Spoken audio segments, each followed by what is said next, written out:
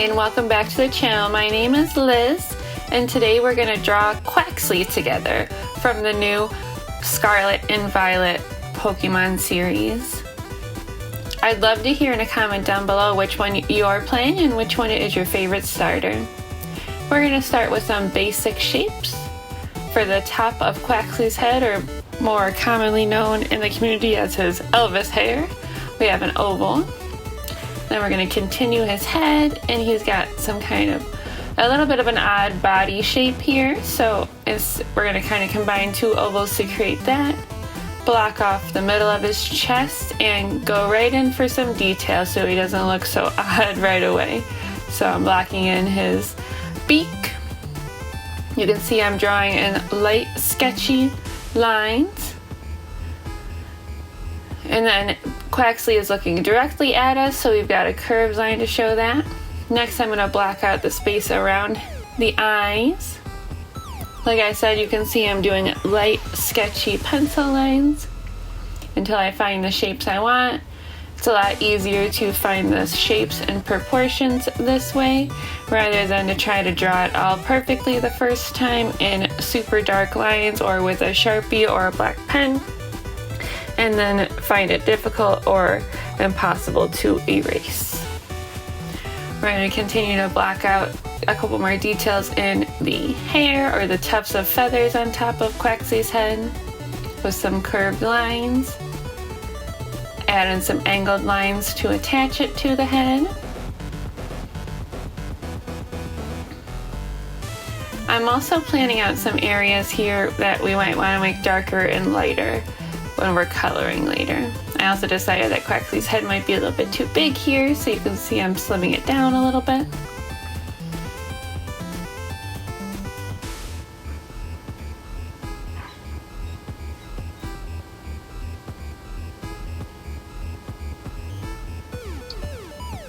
Next, we will go in for the eyes. They are an oval shape, and they have a pupil and a reflection inside of them as well. Our pupil is the black portion of our eye.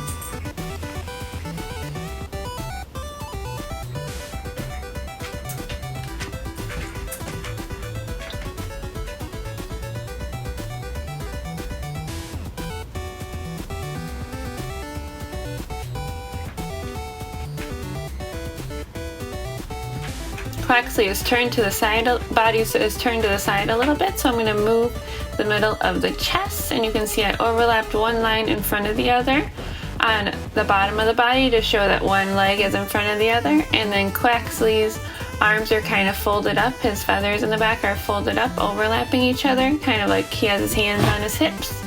So we're going to use some curved lines to show that here. Speaking of creatures, I apologize if you can hear my dogs playing in the background. They always like to join me while I'm creating. Do you have any creatures joining you while you create today? I'm blocking off an area that we're going to keep white later for a little highlight on the top of Quaxly's head. And don't worry, we are not forgetting his feet. We will be adding those as well.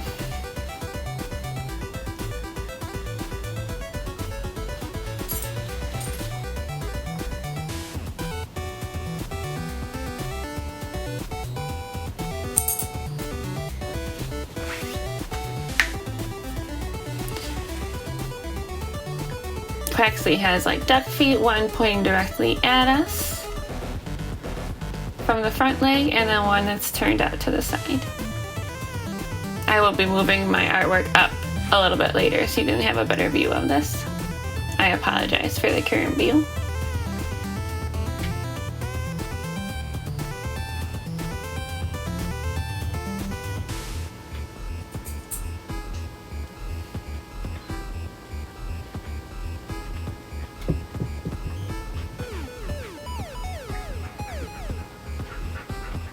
I'm refining Quaxly's arms a little bit more now that I see the proportions of the whole body.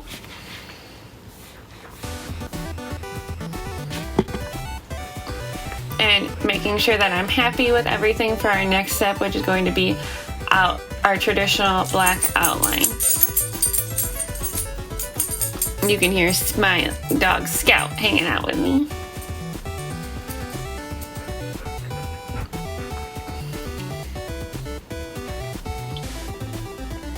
For our black outline, I'm going to use a thin Sharpie, but you can use a black pen, a black colored pencil, or any black marker.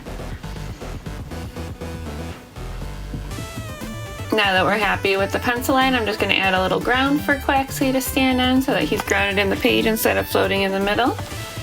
And then we're going to begin our outlining.